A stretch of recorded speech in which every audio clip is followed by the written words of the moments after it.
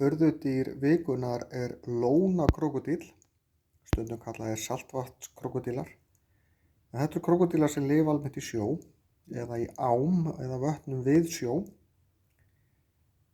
Þetta eru stærstu krókódílar sem til eru í dag.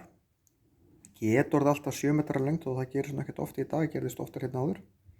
En eru svona yfirleitt 5 til 6 metrar og geta orðið alltaf tonn að þyngd. Þeir eru stærsta skriðdýrið á jörðinni í dag. Krókódílar almennt verpa eggjum þegar þeir fjölga sér og þessir verpa alltaf 60 eggjum. En kvendýrin þau passa upp á ungana, grafa eggin og í holu, henda gróðurleifum yfir og passa svo eggin og síðan ungana og meðan þeir eru að vaxa upp.